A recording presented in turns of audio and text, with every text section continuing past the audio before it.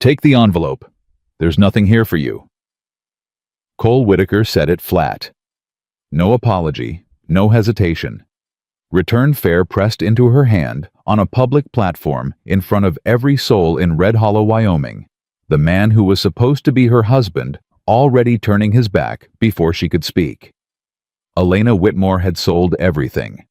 Her apartment, her mother's jewelry, every last thing she owned to stand on this platform. She didn't cry, didn't move, didn't take the envelope. She made one silent decision instead. You don't get to decide what I survive.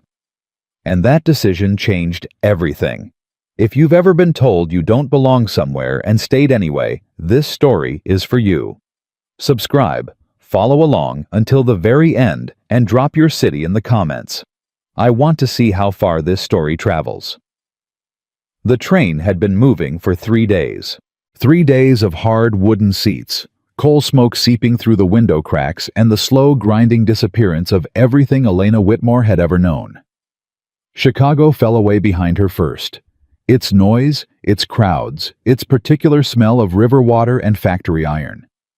Then the flat farmland came. Then the long, breathless nothing of the plains. Then finally Wyoming. She had packed light.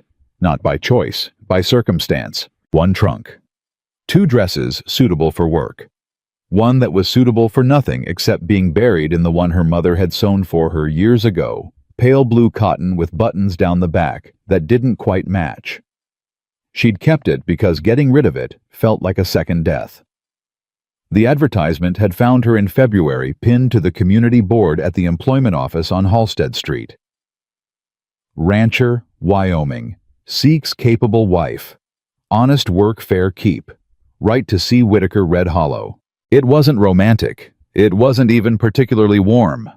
But Elena had read it 3 times, standing in her coat in the February cold, and thought at least he's honest about what it is. She wrote back that same afternoon. Told him she was 27. That she could cook, keep accounts, manage a household. That she was not afraid of hard work or hard weather. That she had no family left to speak of, and no reason to stay where she was.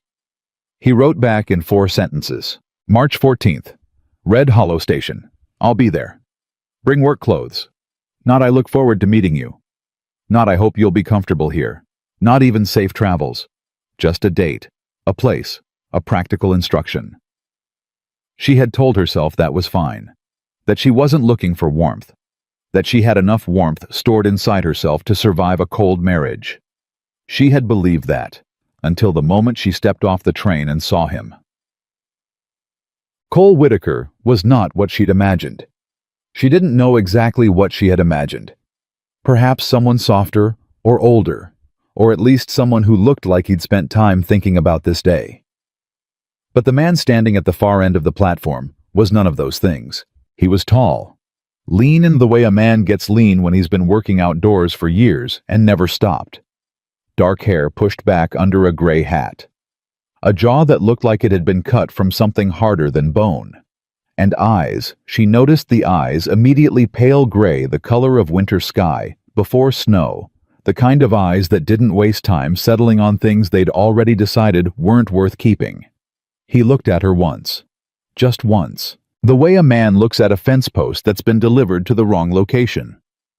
And then he reached into his coat pocket, pulled out an envelope, and held it toward her. This isn't going to work.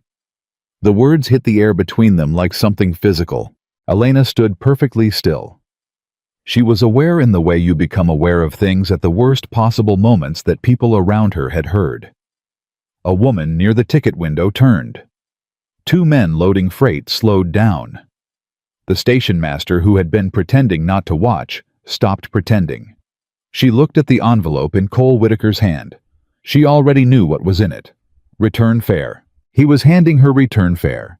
Before she had said a single word. Before she had shaken his hand, or told him her name, or shown him that she could balance a ledger or mend a fence line, or do any of the things she'd written to him about in her careful, honest letter. He had looked at her one look and decided. She thought about her apartment in Chicago, which no longer belonged to her. She thought about her mother's jewelry sold 3 weeks ago to cover the travel expenses. She thought about the small porcelain brooch she'd kept on the mantelpiece, her mother's last keepsake wrapped now in a handkerchief at the bottom of her trunk, the only thing she hadn't been able to make herself sell. She thought about all of it. And then she looked at Cole Whitaker and said nothing. She did not take the envelope. She did not move. She simply stood there on that platform in front of half the town of Red Hollow and let the silence do what she didn't have the energy to do herself. Cole's jaw tightened.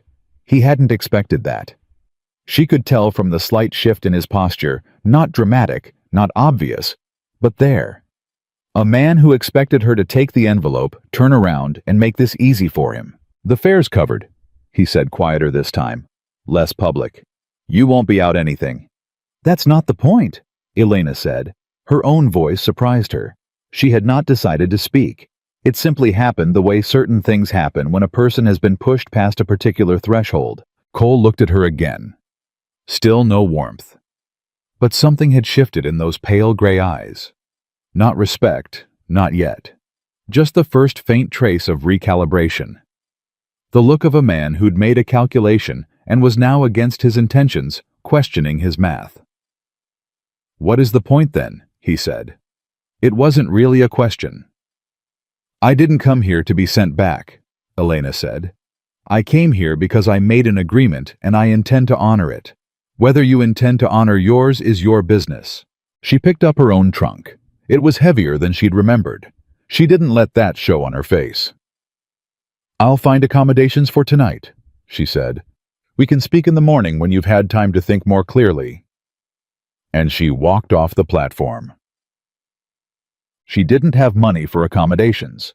That was the part she hadn't worked out yet. She had enough for perhaps 2 nights at a modest boarding house, if Red Hollow had such a thing, and after that she would need to either find work or get very creative about what surviving here actually meant. She found the boarding house on the main street, a narrow 2-story building with a painted sign that read, "Harlan's Rooms Clean and Reasonable." She went inside, negotiated 2 nights at 50 cents each, carried her trunk up the stairs herself when the man at the desk didn't offer, and sat down on the edge of a narrow bed and allowed herself for exactly 60 seconds to feel the full weight of what had just happened. Then she stopped. She had learned a long time ago that 60 seconds was all grief was allowed before it started eating you alive.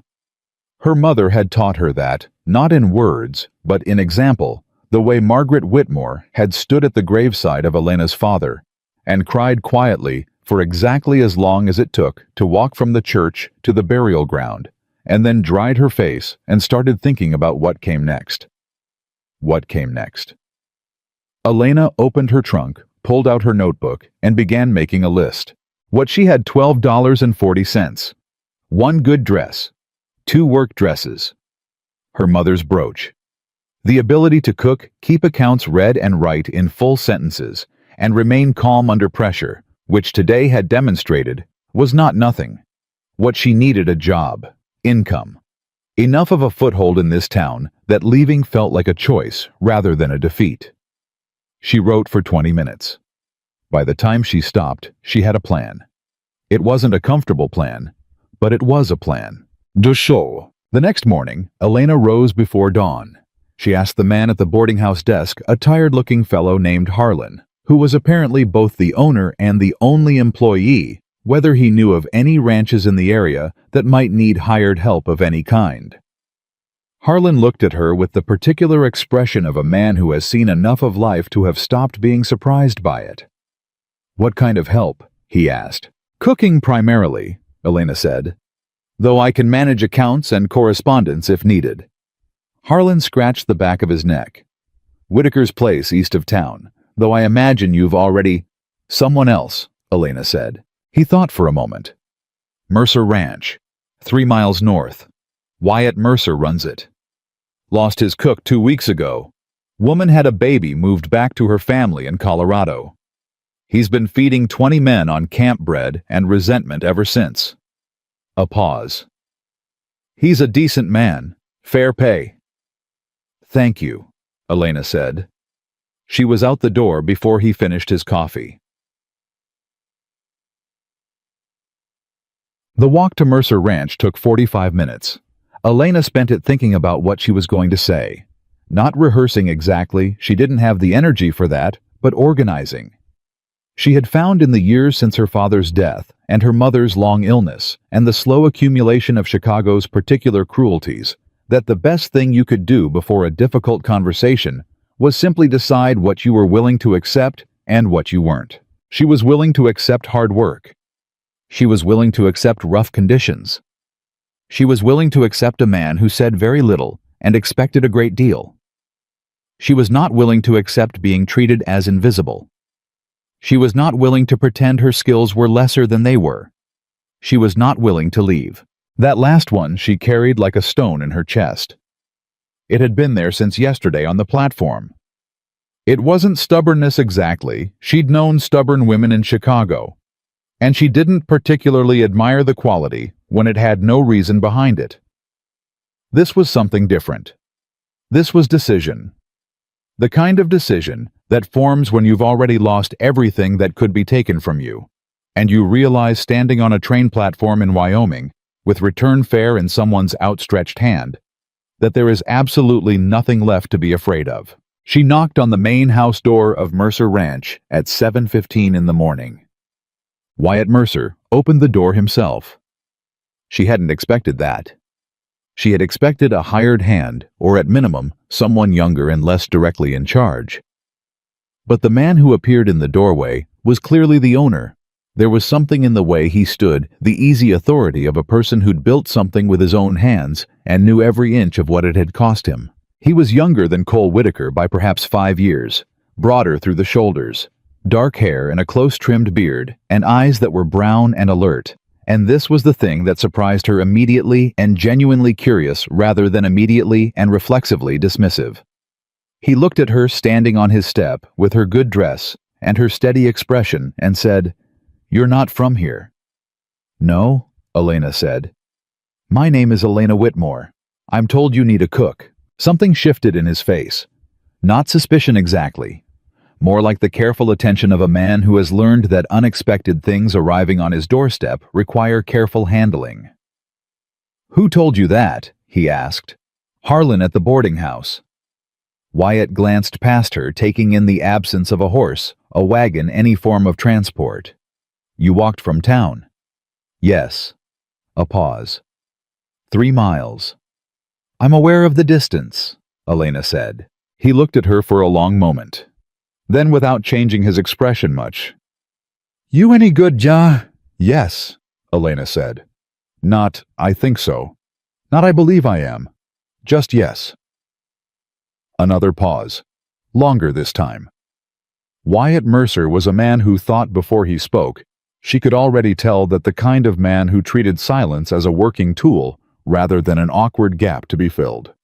"Come inside," he finally said. "I'll show you the kitchen. You can tell me if you think it's workable." Elena stepped inside. The kitchen was a disaster. Not dirty, she could see that someone had made a reasonable attempt at cleanliness in the last few days. But disorganized in the way things get disorganized when the person who understood the system is gone, and everyone else has been improvising. Supplies stored in the wrong places. The bread flour and the cornmeal sharing a bin in a way that guaranteed neither would be right.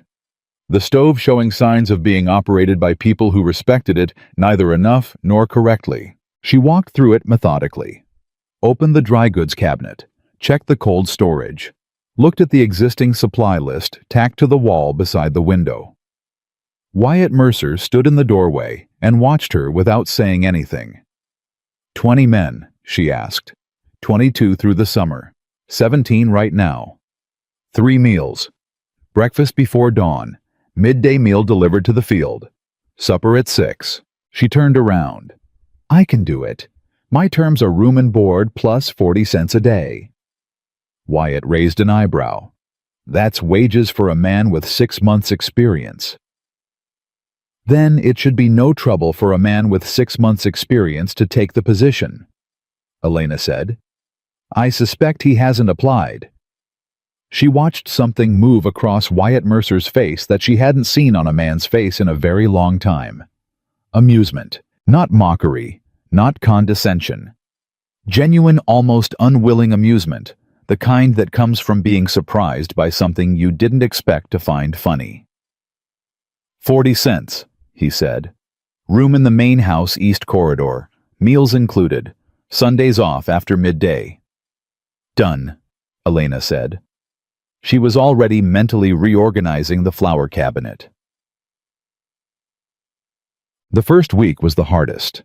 She had known it would be.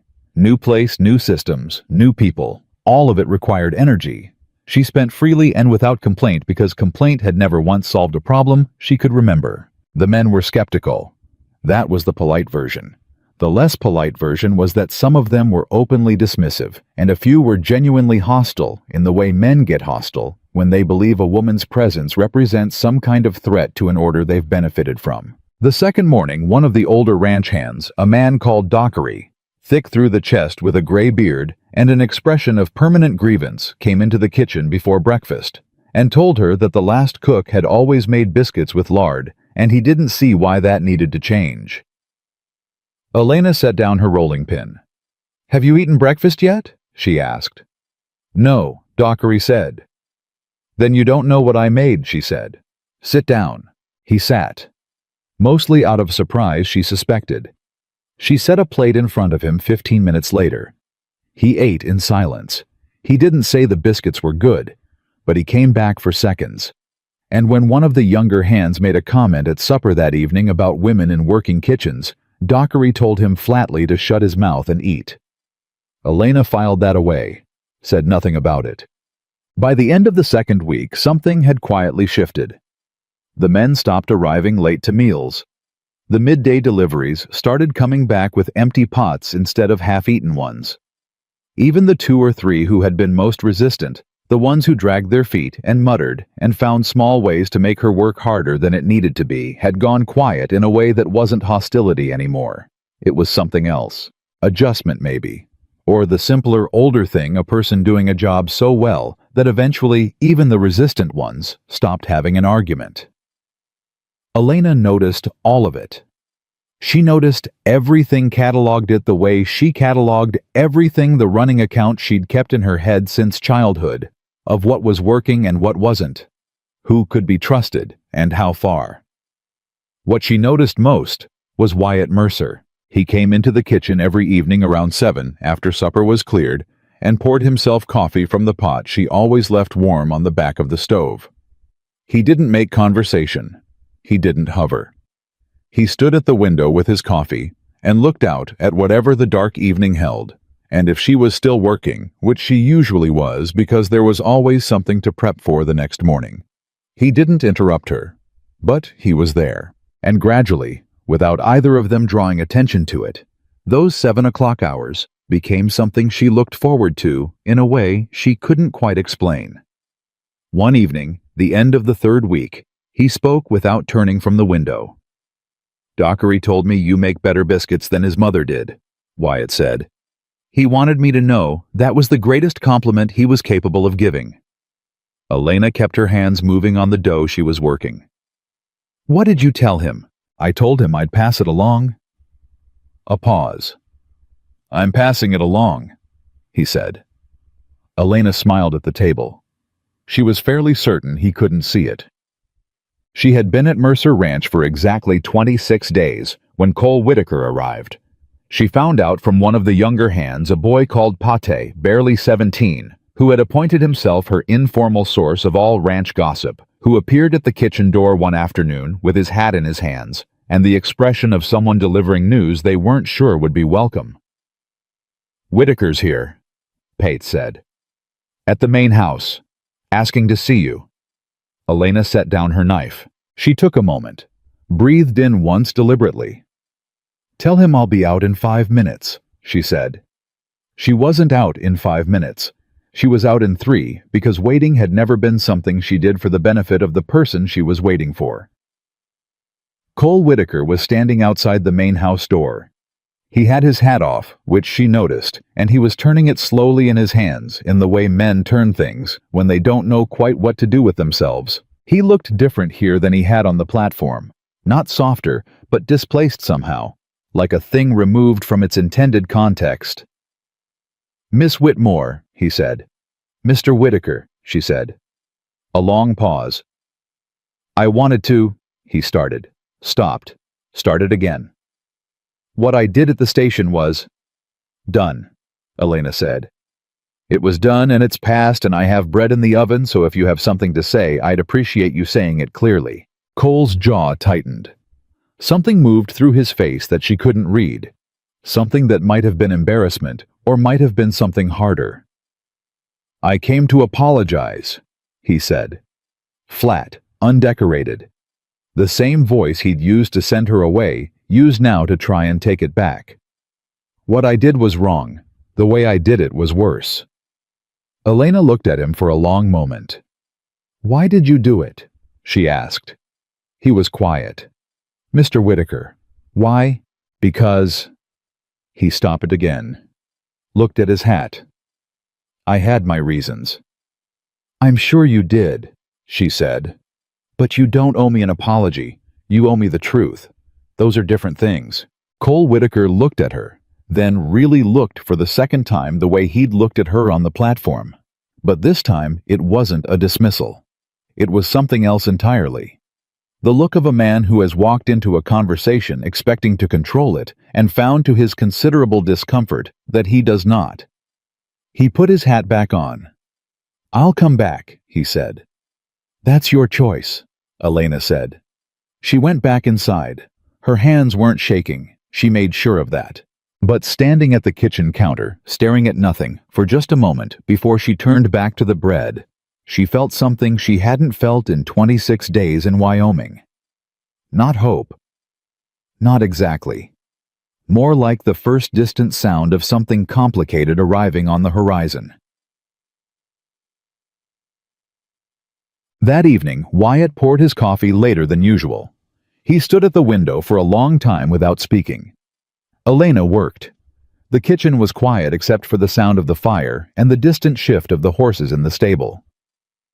"Whitaker came by," Wyatt said finally. "Yes," Elena said. "He say what he wanted.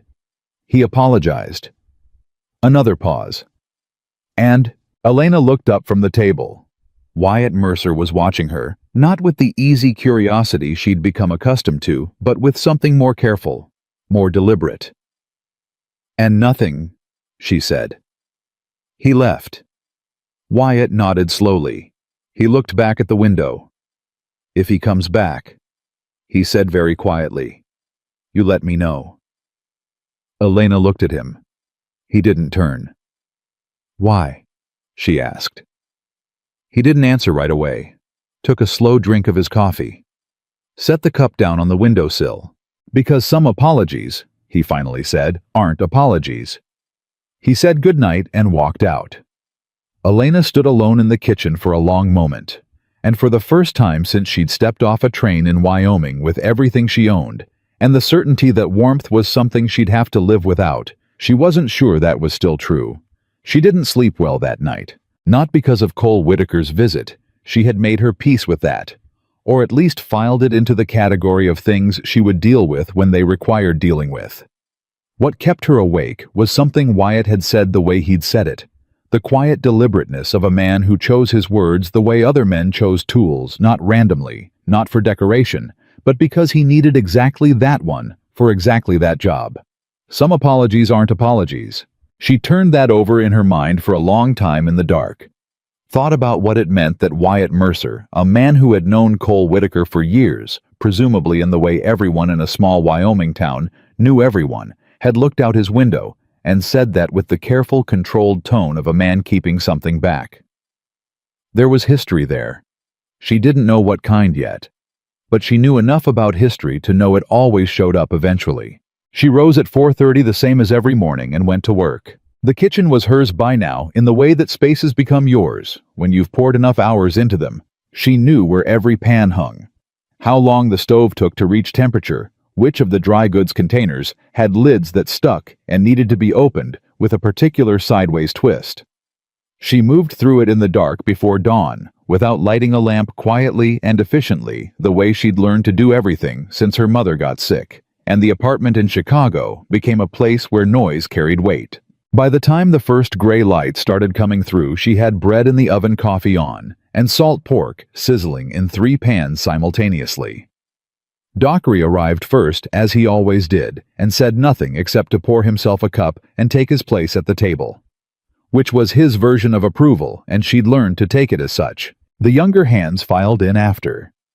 Pate, who was constitutionally incapable of silence before 7 in the morning, started talking before he'd fully sat down about a fence line on the north quarter that had come loose overnight. 2 posts pulled clean out, he said. Coyotes maybe.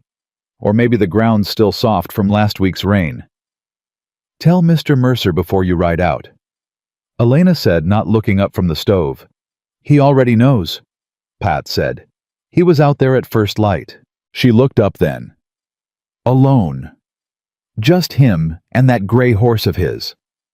Pate accepted his plate with both hands. He does that sometimes. Goes out before anyone's awake to look at the land like he's checking it's still there.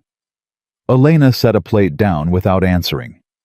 But something about that image Wyatt Mercer out at first light checking his fences the way another man might check a wound settled into her thoughts and stayed there. A man who looked at his land like he was checking it was still there, was a man who was afraid of losing it. She wondered if that fear had a reason. And she wondered why 30 days into a job she'd taken purely out of desperation, it felt important to her that the answer was no. She didn't examine that too closely, not yet. She had bread to finish and 17 men to feed. Cole Whitaker came back 3 days later. She was in the yard behind the kitchen, working through the week's supply list, when she heard him the particular cadence of a horse she didn't recognize. And then Pate's voice from across the yard carrying its specific brand of 17-year-old indiscretion. Whitaker's back. Elena didn't look up from her list. She heard the horse stop, heard boots hit the ground, heard the footsteps cross the yard and stop approximately 6 feet from where she was standing. Miss Whitmore, Cole said. Mr. Whitaker. She made a note beside the flour entry. They were running low faster than she'd calculated. 17 men ate more bread than any supply estimate she'd ever seen in Chicago. I said I'd come back, he said. You did, she agreed. A pause. You don't seem surprised. You're a man who does what he says he'll do, Elena said. I could tell that from the platform. She finally looked up. You said you'd give me return fare. You said you were done. You meant both of those things when you said them. So when you came back and said you'd return, I believed that too. Cole Whitaker looked at her with an expression she was starting to recognize, the look of a man who had been expecting one kind of conversation and arrived to find a completely different one waiting for him. I owe you an explanation, he said. You owe me nothing, Elena said. We had an arrangement. You ended it. I found another situation. We're strangers. We were supposed to be more than strangers. But we're not, she said simply. And whose decision was that? He was quiet for a long moment. Turned his hat in his hands, that same gesture she'd noticed before, the involuntary fidgeting of a man who was more comfortable with physical labor than with the particular labor of saying difficult things out loud. I had a wife, he said, 4 years ago. She came out from Pennsylvania, wrote me a letter that said all the right things, arrived and... He stopped. She lasted 8 months, said the land was killing her, said there was nothing here worth staying for. Elena waited. She wasn't wrong about the land, Cole said. Wyoming winters are hard. The isolation's real. I knew that going into it, and I told her as much in my letters, and she said she understood, and then she got here and... He looked at his hat. I've spent 4 years telling myself I'd never do that to someone again. Bring a woman out here under false pretenses. And you decided in one look on a train platform that I was that woman, Elena said. He looked up. I decided I couldn't do it again. That's not the same thing, she said. You didn't decide I was wrong for this life. You decided you were afraid, and you handed me the consequences of your fear and called it consideration. The silence that followed was the longest yet. Cole Whitaker looked at Elena Whitmore for a long, uncomfortable moment. And something she hadn't expected crossed his face. Not defensiveness, which she'd braced for, but something rawer and less rehearsed. You're right, he said. 2 words. Unqualified. No, but attached to the back of them, no, however trailing behind. Elena was quiet for a moment, herself recalibrating. She had prepared for argument, for explanation and justification, and the particular male tendency to apologize by explaining at length why the apology was actually unnecessary. She had not prepared for 2 clean words delivered without armor. I appreciate that, she said finally. I do. But Mr. Whitaker, I have a job here. I have a situation that's working. I'm not looking to unsettle it. I'm not asking you to, he said. Then what are you asking? He thought about that. I don't know yet, he admitted. I wanted you to know the truth. Elena looked at him for a moment. Then she looked back at her list. Truth is a start, she said. But it's not a destination. Come back when you know what you're asking. She heard him stand there a moment longer. Then the footsteps retreating. The horse again. The particular fading sound of someone leaving without what they came for. She made her flower note and went back inside. Wyatt was in the kitchen doorway. She didn't know how long he'd been there. He had the quality, she'd noticed it before, of appearing in spaces without drawing attention to his arrival, the way quiet people sometimes did not, through any intention toward secrecy, but simply because they moved without the constant performance of presence that louder people required. He tell you about his wife? Wyatt asked. Elena set her list on the table. He did. Rebecca, Wyatt said. She lasted through 1 winter, left the following spring. He poured himself coffee even though it was 11 in the morning, and he usually didn't before evening.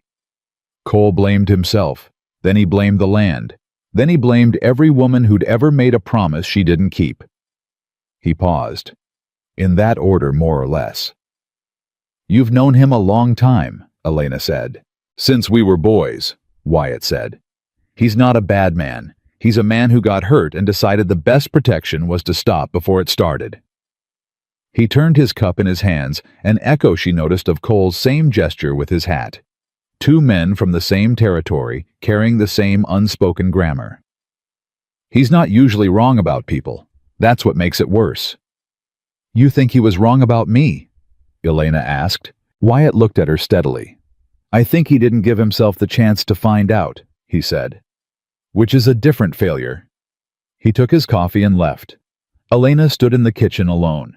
2 men, both carrying something, both circling something they hadn't said yet. She had a very strong feeling that this was going to get complicated before it got simple. She was right. The complication arrived 11 days later, and it had nothing to do with either of them. It arrived in the form of a man named Garrett Hale. Hale was a land agent. That was what his card said when he presented it to Wyatt at the main house on a Thursday afternoon, in a way that Elena, passing through the corridor with a stack of clean linens, happened to witness. Medium height, well-dressed in the specific way that men dressed well when they wanted you to think about the clothes instead of the man wearing them. A smile that was wide enough and practiced enough to cover everything behind it. He said he was from a development company. Said there was significant interest in the Valley land water access, mostly, and the rail line expansion that would apparently be coming through in 2 years. Said he wanted to make sure that the ranchers in the area were aware of their options before things became, as he put it, complicated. Wyatt listened to all of this with his arms crossed and the expression of a man standing very still on ground he wasn't sure about. Options, Wyatt said. The company is prepared to make generous offers, Hale said. Very generous, ahead of the formal process. What formal process? Wyatt asked. Hale smiled. There may be some county land assessment matters coming up. Surveys, title reviews, that sort of thing. Routine, but you know how these things can slow down when they're handled at the wrong time. The smile held.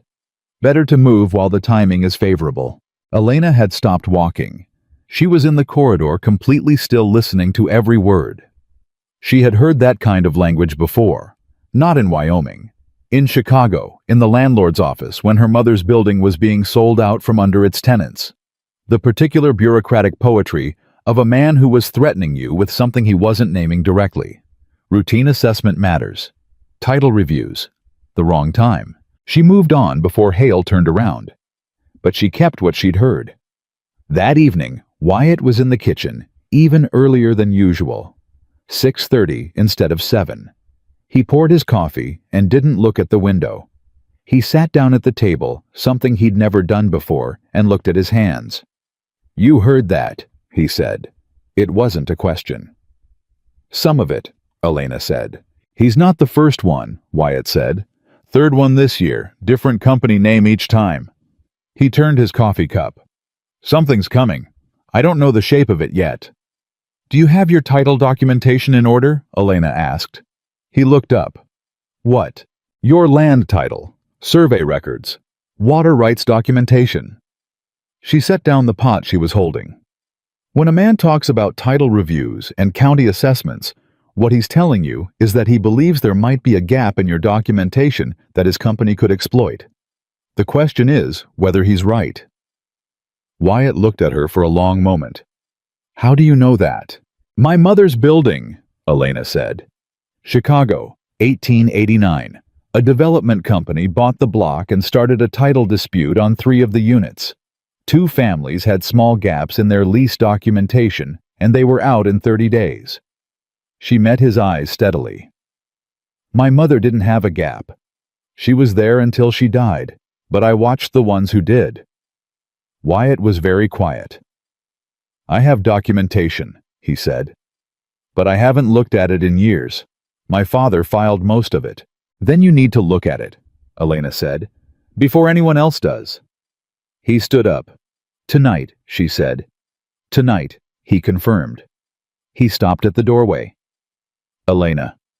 It was the first time he'd used her first name. She noticed it the way you notice a door that's been closed for a long time opening for the first time, not dramatic, not announced, but unmistakably different. "Thank you." She nodded once. He was gone for 3 hours. When he came back to the kitchen at 10 o'clock, his face told her the answer before his voice did. "There's a gap," he said. "Water rights. My father filed the original claim in 1871. The county processed a boundary reassessment in 1884, and the record doesn't show that the water rights were reconfirmed under the new survey." He sat back down at the table and looked like a man who had just discovered the foundation of his house had a crack running through it. "Hale would have access to those county records. If he found this before I did." "He probably did," Elena said. She said it as calmly as she could, because calm was what the situation needed, not because she felt it. That's how these operations work. They identify the vulnerability first. Then they come to you with the offer. The offer isn't generosity, it's a time limit dressed up as an opportunity. "Can it be fixed?" Wyatt asked. "Potentially," Elena said. "If you can establish continuous use of the water rights through documentation, ranch records, tax filings, any county correspondence that mentions the water source, you may be able to challenge a competing claim on grounds of established use. But you'd need a lawyer, a good one. Not a county lawyer." Wyatt looked at her. The careful curiosity she'd seen in his eyes since the first morning was still there, but something had changed around it. Something more direct, more urgent. "How do you know all of this?" he asked. "I worked for a property attorney in Chicago," Elena said, "for 2 years after my father died, before my mother's illness made it impossible to keep regular hours." She paused. "I wasn't an attorney, but I read every case that came through that office." The silence in the kitchen was different from the usual evening silence, heavier with something, with the particular weight of a situation that has just become significantly more serious than anyone anticipated.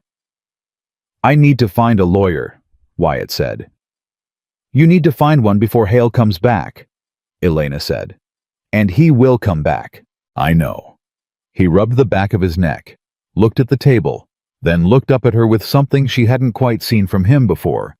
Not the easy authority of a man on his own land, but the less comfortable, more honest look of a man who genuinely doesn't know what to do next. "Would you... I know this isn't your job.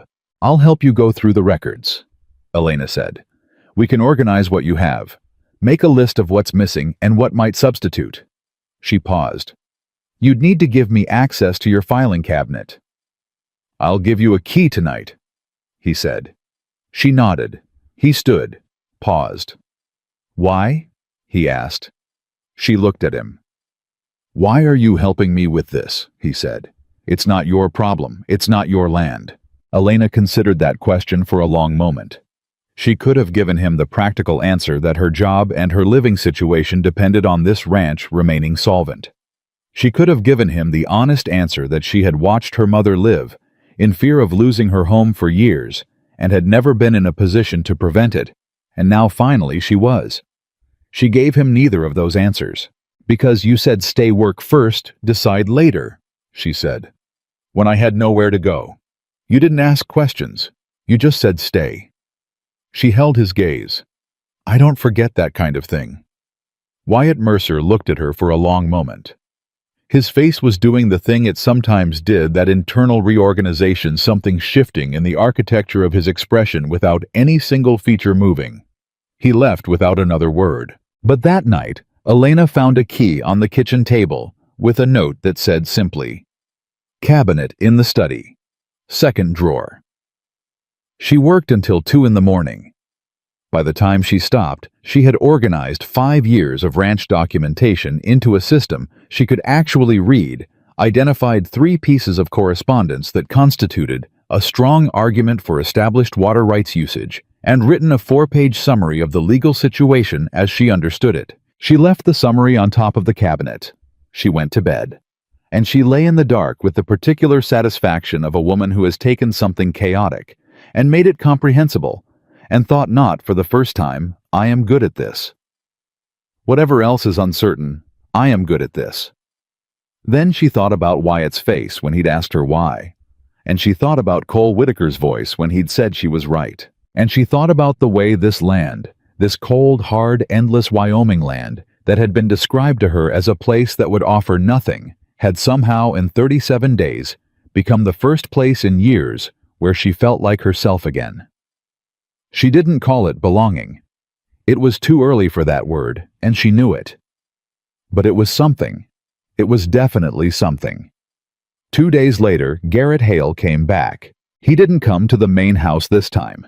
He came to the east fence line, where 3 of Wyatt's hands were working, and he had 2 other men with him, not ranch hands, not lawyers, something in between the kind of men whose purpose is to make a conversation feel heavier than it should.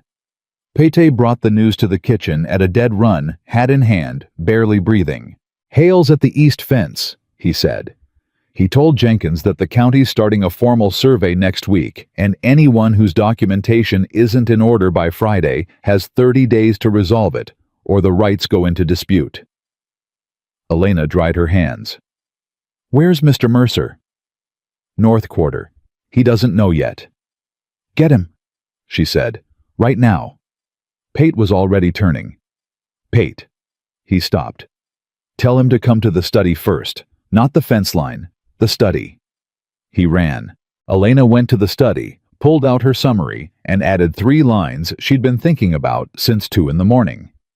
2 days ago, a specific argument based on a tax assessment from 1878 that she'd found in the second drawer, which she believed constituted the strongest single piece of evidence for continuous use they had. She had it ready in her hands when Wyatt arrived 8 minutes later, out of breath and with the particular controlled tension of a man who is very angry and choosing deliberately and with effort not to show it. She handed him the pages without preamble. He read. Fast. She could tell he was a fast reader by the way his eyes moved. Not skimming, actually reading line by line at a pace that meant he was absorbing it. When he finished, he looked up. The 1878 assessment, he said.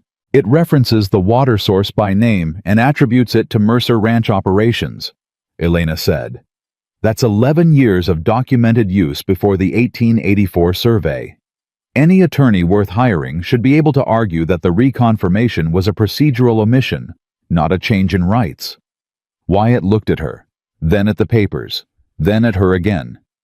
Friday, he said. You need to be at the county office with this documentation and a letter from an attorney before Friday, Elena said. Hale gave you a deadline because he wants you to feel like you're behind. The question is whether you actually are. "Are we?" Wyatt asked. "Behind?" Elena looked at him steadily. "Not if you leave today," she said. He left within the hour, riding hard for the county seat.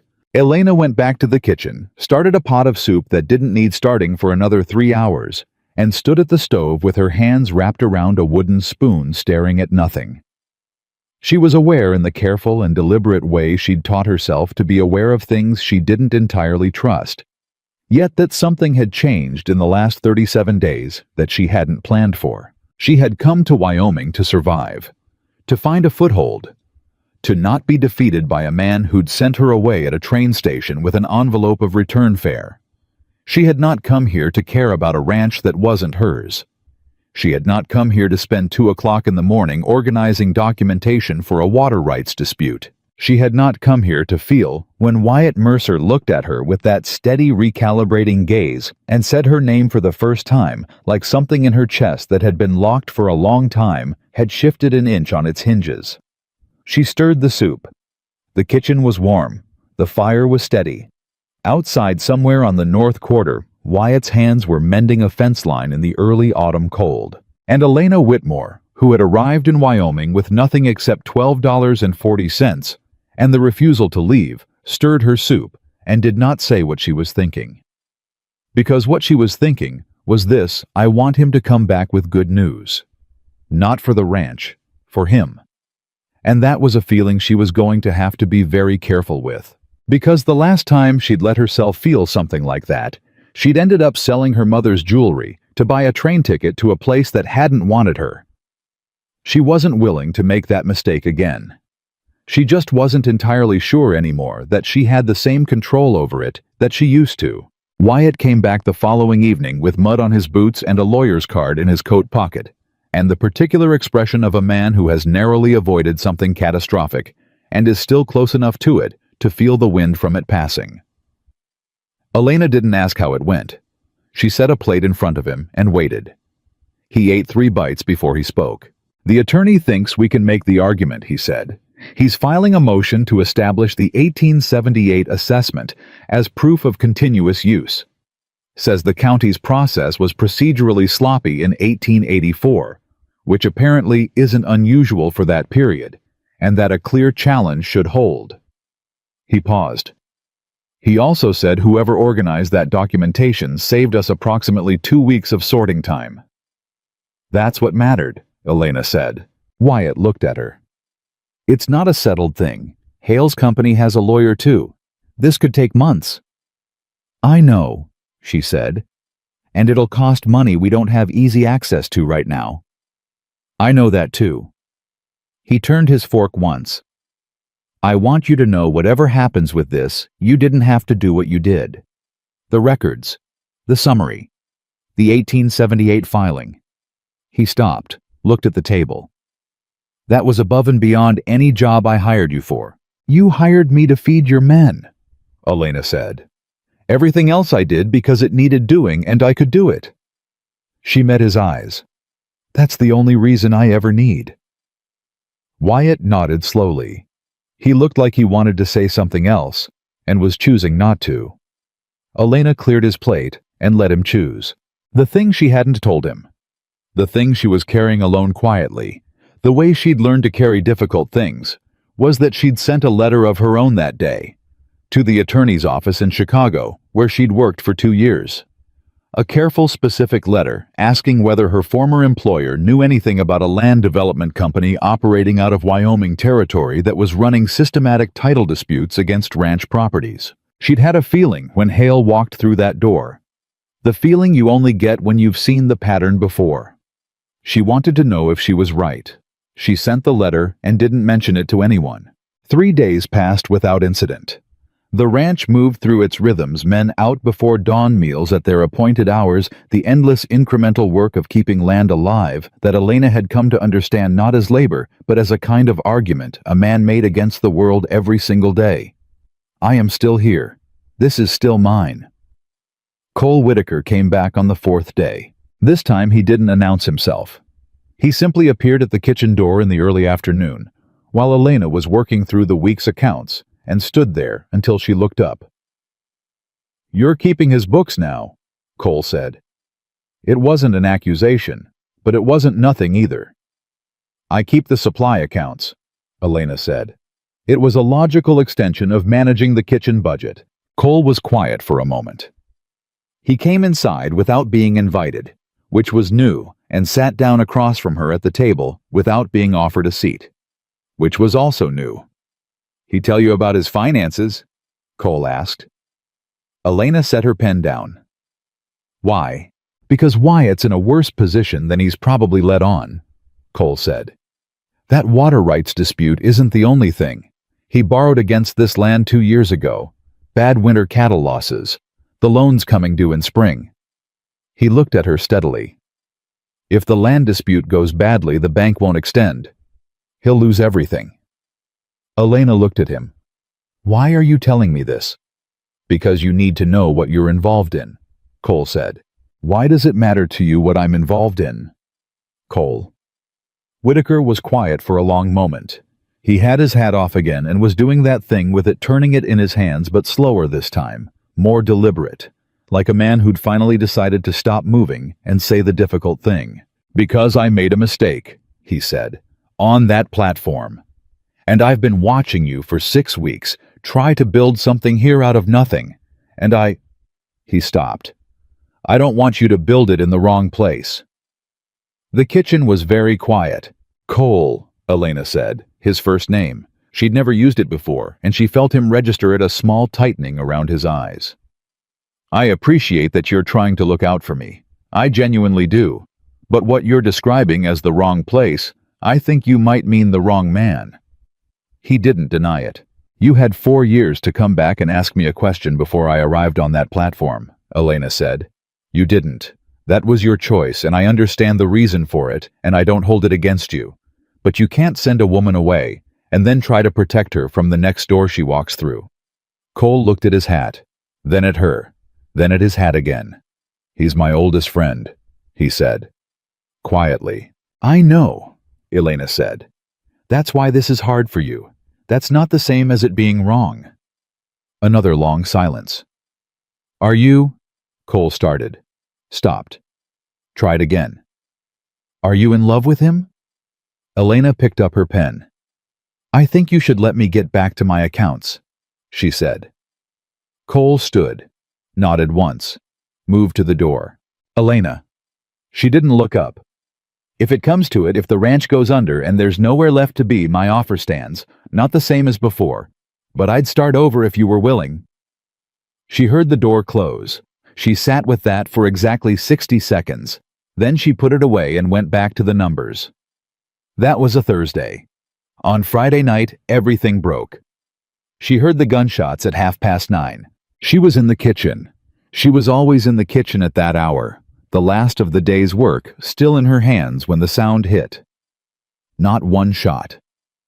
3 in rapid succession from the east, and then a 4th, and then shouting that started far away and came closer fast. She was already moving to the window when Pate burst through the back door at a dead run, nearly knocking over the soup pot she'd left cooling on the back table. "Rustlers?" he said, barely breathing. "East fence they cut. The wire horses are loose. Where's Mr. Mercer?" "He was in the barn when it started. I don't know."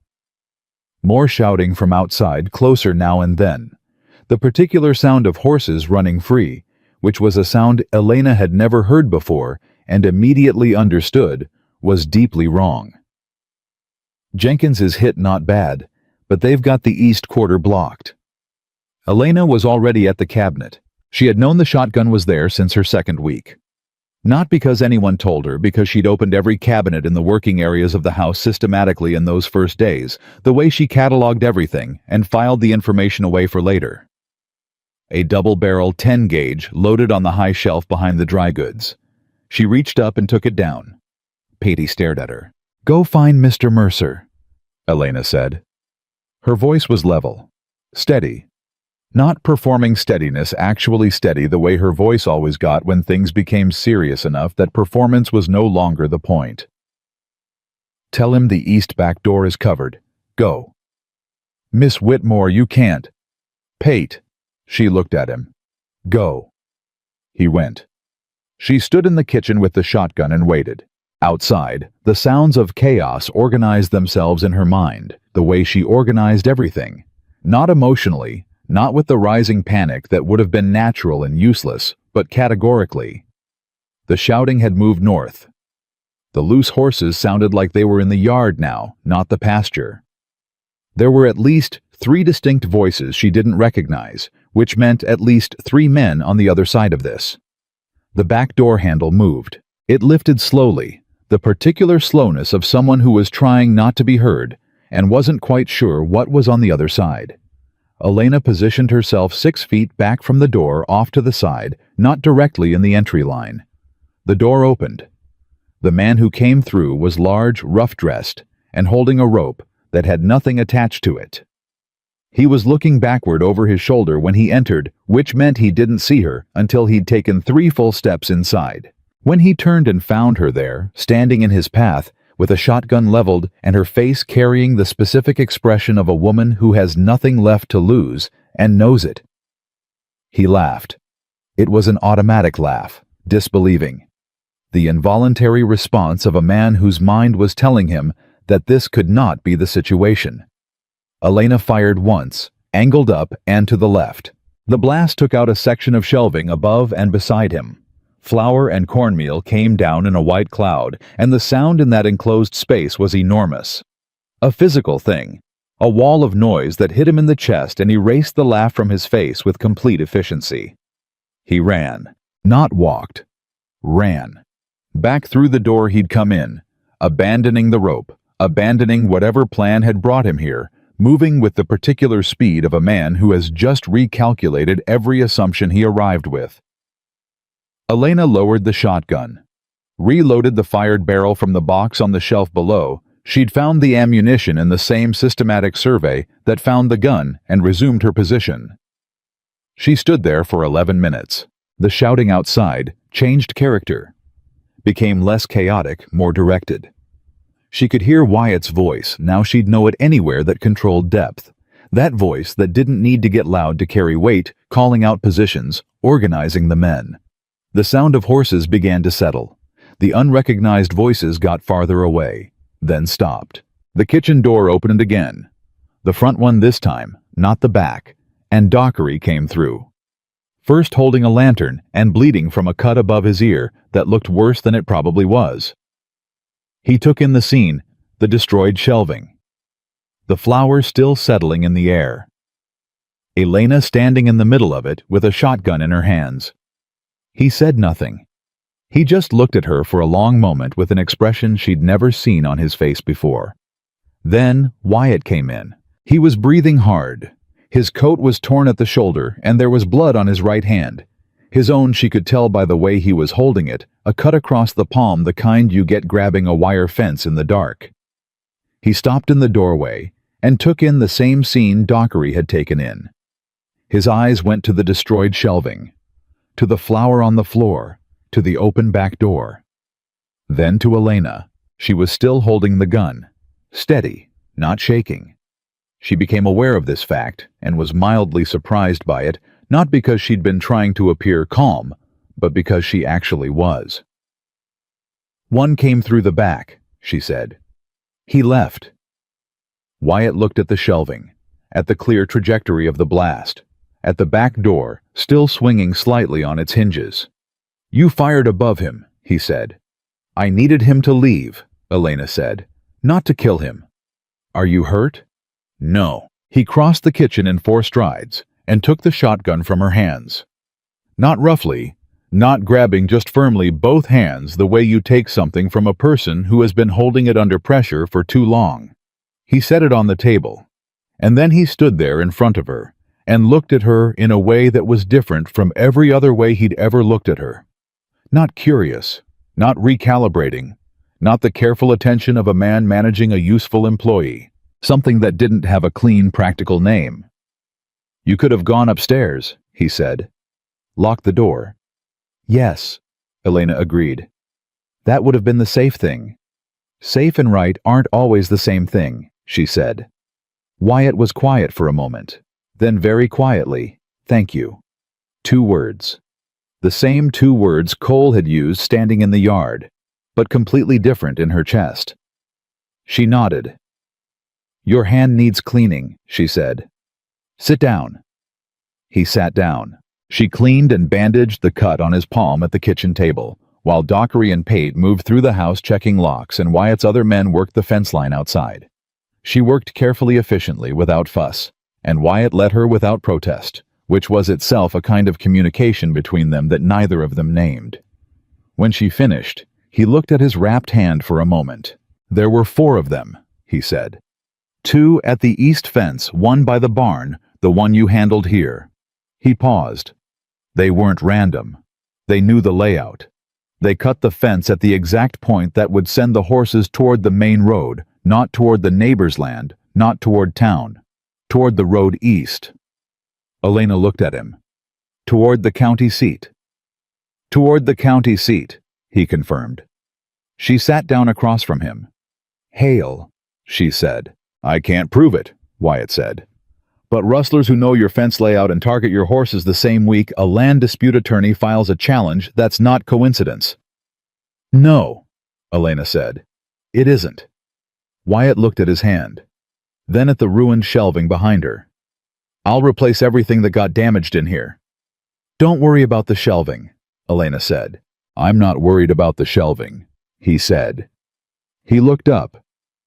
"I'm worried about you standing in a dark kitchen at 9:30 at night with my shotgun, because men came onto my land and I wasn't here to stop it." Elena looked at him. "I was here," she said simply. "I know you were." He said it quietly, the way he said everything that mattered, without decoration, without volume, but with a weight that had nothing to do with loudness. "That's what I'm sitting with." She understood what he meant. She didn't say so. They sat in the kitchen for a while after that without talking. The house settled around them. Dockery reported that the perimeter was clear and took himself off to the bunkhouse. Patey appeared briefly in the doorway, looked at the 2 of them sitting at the kitchen table, and wisely decided he didn't need to say anything. Around midnight, Wyatt stood up. "I'll have men on rotation tonight," he said. "You don't need to." "I'll be fine," Elena said. He nodded, moved toward the door, stopped with his hand on the frame. "The letter you sent to Chicago," he said. Elena went still. She turned and looked at him. He wasn't facing her, still at the door, still looking out into the dark corridor beyond it. "Pate mentioned it," he said. "He saw you give it to the mail rider." A pause. "He didn't mean anything by it. He notices things and talks. He doesn't understand when not to." Elena considered her next words carefully. "I had a professional contact at a property law office in Chicago," she said. "I wrote to ask whether they had any information about a land development company operating systematically in Wyoming territory." Silence. "You were investigating Hale," Wyatt said. "I was trying to find out whether the pattern I recognized was what I thought it was," she said. Wyatt turned around. He looked at her with an expression she couldn't fully read in the lamplight, too many things in it at once. "Without telling me," he said. "I didn't want to alarm you without confirmation," Elena said. "And I wasn't sure."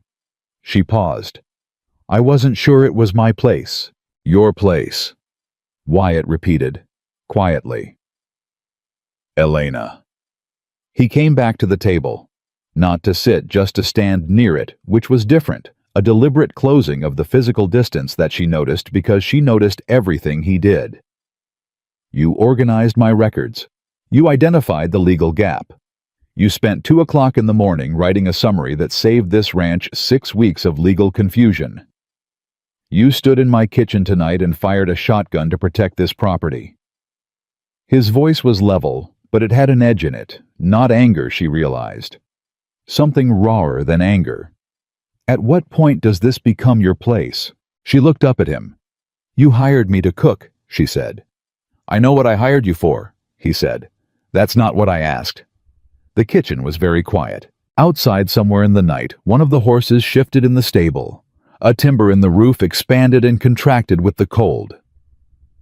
Elena sat at the table she'd worked at every morning for 41 days and looked at Wyatt Mercer looking at her, and felt with a clarity that was almost inconvenient that they had just arrived at the edge of a conversation that neither of them was ready to finish tonight. "It's late," she said. Wyatt looked at her for a long moment. "Yes," he said. "It is." He said goodnight and left. Elena sat alone. Her hands, she noticed, were finally shaking. Not much. Just enough to be honest. She pressed them flat on the table and breathed in once, slowly, the way her mother had taught her. Count to 4 in, hold for 4, out for 4. The fear she hadn't let herself feel while she was holding the shotgun was catching up to her. Now the way fear always did, late after the fact, politely waiting until you no longer needed to be useful before presenting itself for acknowledgement. She let it come. 60 seconds. Then she got up, started the next morning's bread, and made herself think about practical things. The letter to Chicago. She hadn't told Wyatt what she'd actually asked. She hadn't told him the full extent of what she suspected that Hale's operation wasn't just opportunistic. That the systematic targeting of specific ranches, the precise knowledge of property documentation, gaps the timing of the physical intimidation. It had the signature of something organized. Something with more reach than one land agent and a company card. She had seen this before, not in Wyoming, but she had seen it. And if her contact in Chicago knew what she thought they might know, then what Wyatt Mercer was facing wasn't a local dispute over water rights. It was something considerably larger. She needed that letter back. She needed it back before anyone else decided to look for it. She mixed her dough and let that thought sit in the back of her mind and didn't let it show on her face because there was no one there to see her face, and she'd learned long ago that the expressions you made alone were the ones that told you the truth about what you actually felt. What she actually felt was afraid. Not for herself. For him. And that the specificity of it, the fact that the fear had a face, and that face was Wyatt's, was the most dangerous thing that had happened to her all night. More dangerous than the man at the back door. More dangerous than the shotgun blast and the flour coming down and the sound of running footsteps retreating into the dark. More dangerous by far, because weapons she knew how to handle. This she did not. Not yet. She covered the dough to rise and went to bed. She did not sleep for a long time. And when she finally did, just before the first gray light of a Wyoming dawn, what she dreamed was not the gunshot or the chaos or the man's laugh turning to panic. She dreamed of a hand on a kitchen doorframe, and a man who'd almost said something he wasn't ready to say yet, and the sound of footsteps stopping and starting again. The reply from Chicago arrived on a Tuesday 9 days after Elena sent her letter, and it was not what she expected. She'd anticipated information. Names, perhaps. A pattern of similar operations in other territories. The kind of professional background research her former employer was good at. Methodical, documented, useful. What she got instead was a single page in her former employer's handwriting, and the first line stopped her cold. Elena. I know this company. You need to be careful. She read the rest standing at the kitchen table, still holding the envelope. Not sitting down the way you read things when some part of you already knows that sitting down will make it too real. The development company behind Garrett Hale wasn't a Wyoming operation. It was a Chicago-backed land consolidation firm with documented activity in 4 territories over the past 6 years. The pattern was consistent. Identify properties with title vulnerabilities. Apply legal pressure. Follow up with physical intimidation. When the legal process moved too slowly, and acquire the land at distressed prices before the owners fully understood what had happened to them. Her former employer had represented 2 families in Illinois who'd been caught in a similar campaign 4 years ago. Both had lost their properties. One case had gone to court and been dismissed on procedural grounds before it could be properly heard. The firm's principal investor, according to the letter, was a man named Aldous Crane. Chicago financier, well-connected politically, had never once appeared in Wyoming himself, never needed to. He had men like Hale for that, and at the bottom of the page underlined twice in her former employer's careful hand. If the ranch in question has a loan coming due, Crane's firm may already have a relationship with the lending institution. Check the bank. Elena set the letter down.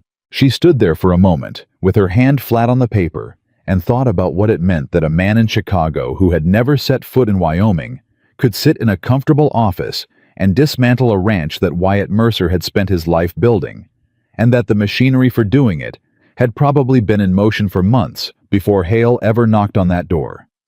She thought about that for exactly the time it took her to walk across the kitchen, pick up her coat, and go find Wyatt. He was in the barn. She heard him before she saw him talking to one of the horses low and steady, the specific tone he used with animals that was different from every other version of his voice. More honest somehow, less guarded. He stopped when she came in.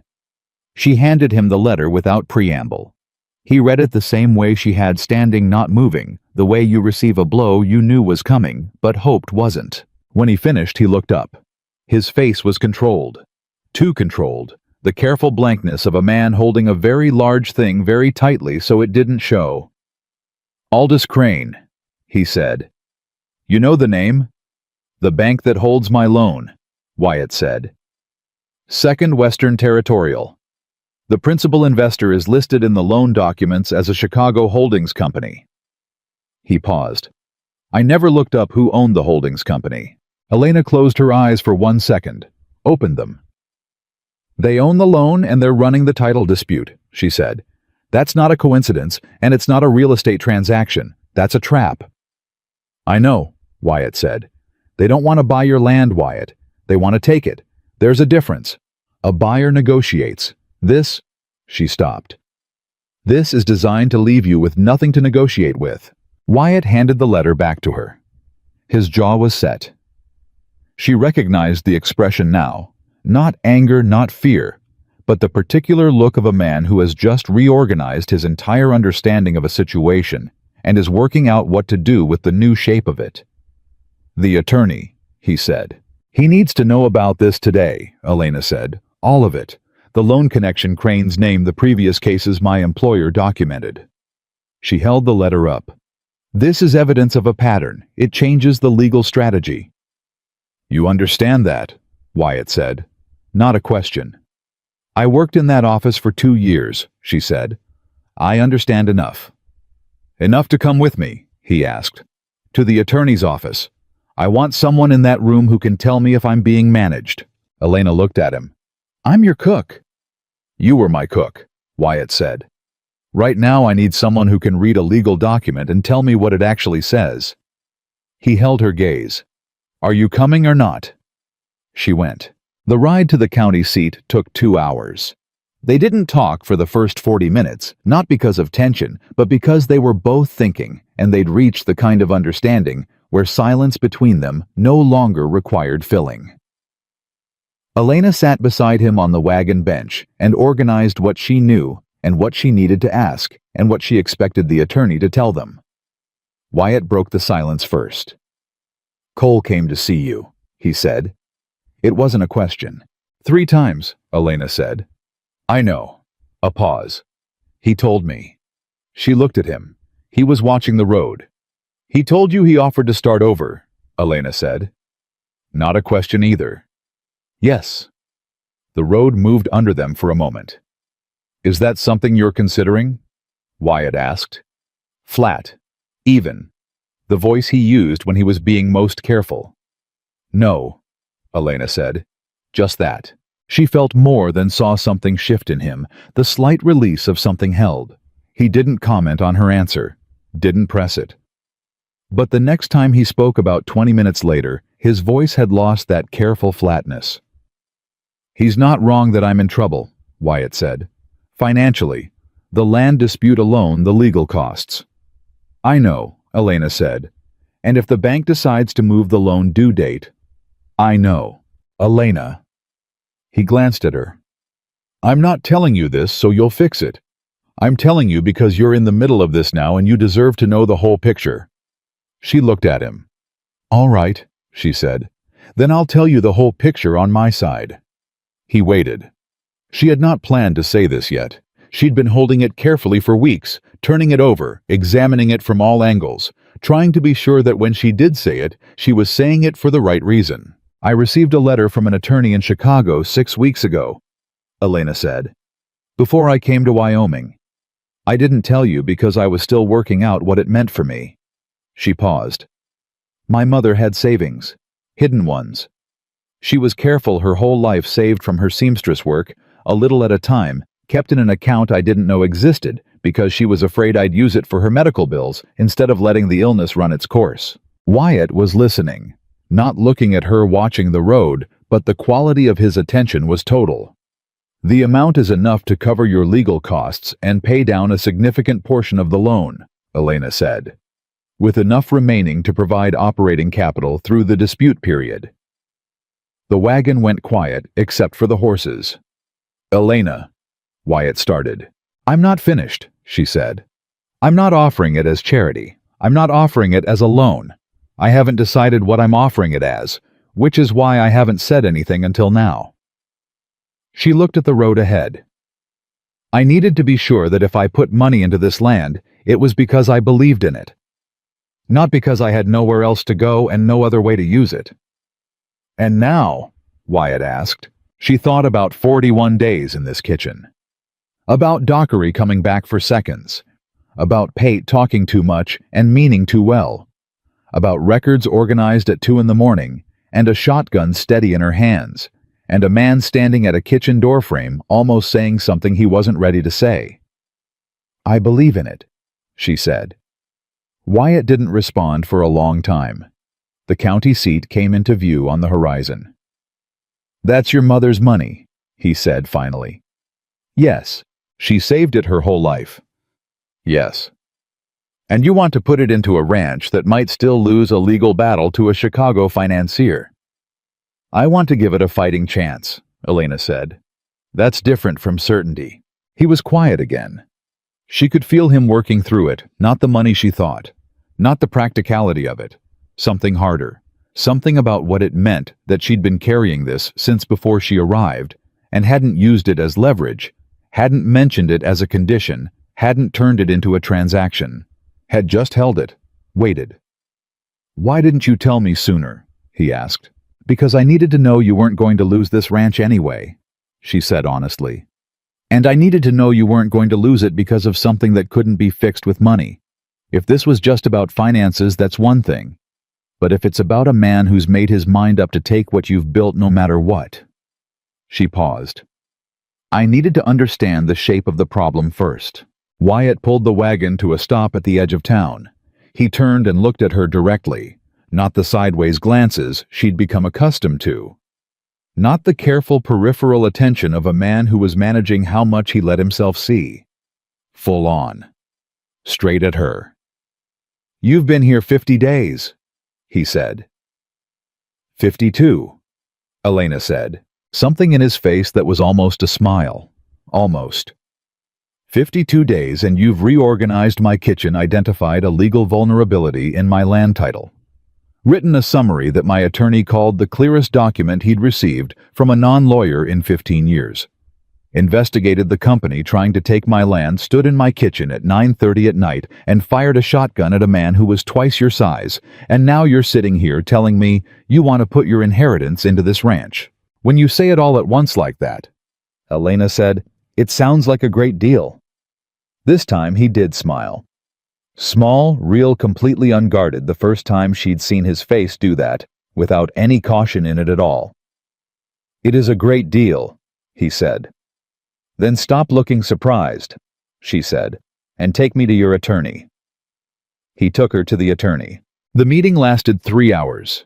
Elena sat at the lawyer's table and said very little for the first hour, while the attorney, a sharp-eyed man named Carver, who was exactly the kind of attorney who would be irritated by and then grateful for an informed client, worked through the new information from her Chicago letter. In the second hour, she answered questions. In the third hour, when the strategy had been laid out, she asked 2 questions of her own that made Carver stop mid-sentence and look at her over his reading glasses. "That's exactly the argument we'd need to make," he said. "Where did you study law?" "I didn't," Elena said. He looked at Wyatt. Wyatt said nothing, but she felt him looking at her. On the ride back, the sun was going down and the cold was coming in. The way Wyoming cold came in fast, without negotiation. The kind of cold that had no interest in your comfort. Wyatt gave her his coat without asking. She started to object and he said simply, "I run warm," and that was the end of it.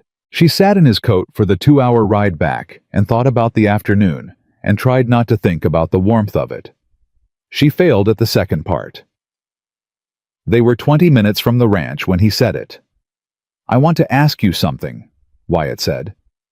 "And I want you to answer me honestly, even if the honest answer is difficult." "All right," she said. "When this is over, when the legal dispute is resolved one way or another, what do you want?" Elena looked at him. "What do you want to do with your life?" he said. "Not what's practical, not what makes sense given the situation. What do you actually want?" She had not been asked that question in a very long time. Her mother had asked it once the last good year before the illness took hold, and Elena had said something that's mine, and her mother had nodded like she understood exactly. "I want something that's mine," Elena said now. "Not employment, not charity, not a situation I'm in because I had nowhere else to go." She paused. "I want to belong somewhere because I chose it, not because it was all that was left." Wyatt nodded slowly, watched the road.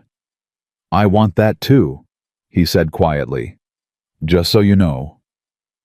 She didn't ask him to explain. She didn't need to. They drove the last 20 minutes in silence, but it was a different kind of silence than the one at the beginning of the day. Fuller. Warmer. The kind of silence that forms between two people who have said important things in incomplete sentences and understood each other perfectly anyway. Cole Whitaker was waiting at the ranch. He was standing outside the main house door when the wagon pulled in, and Elena saw immediately from his posture, the stiffness in it, the particular set of his shoulders, that something had happened. "What is it?" Wyatt asked down from the wagon before it fully stopped. "Hale was in town today," Cole said. "Went to the bank." He looked at Wyatt steadily. "He had a meeting with the branch manager for 2 hours. Pate's brother works at the hotel next door and saw them walk out together." Wyatt went very still. "He's moving the loan," Elena said. Both men looked at her. "He doesn't need to win the title dispute if he can call the loan early," she said. "If Crane owns the lending institution and can accelerate the due date, you'd have 30 days to pay in full, or the bank initiates foreclosure. The land dispute becomes irrelevant." She looked at Wyatt. "That's the next move. That's what the meeting was." Cole looked at Wyatt. "Is that true? Can they do that?" "They can try," Wyatt said. His voice was flat. "The loan documents have a standard acceleration clause for non-performance, but they could argue the title dispute constitutes a material risk to the collateral," Elena said. "Carver needs to know tonight." "Tonight," Wyatt confirmed. He turned to Cole. "I need your horse. Mine's done." "Take him," Cole said without hesitation. Wyatt was already moving. He stopped at the door and turned back. "Elena." She looked at him. "The money. Is the offer still open?" "It was never a limited offer," she said.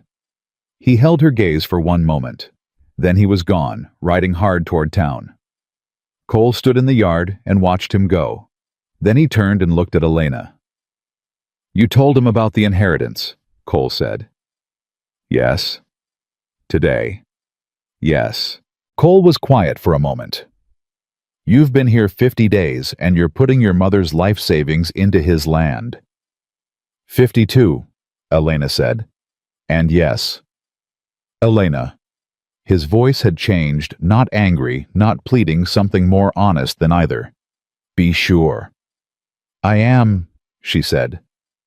"Be sure about him," Cole said. "Not just the ranch. Him." She looked at Cole Whitaker, this man who had sent her away with an envelope of return fare, and then spent weeks trying to find his way back to something he'd refused before he'd even given it a chance.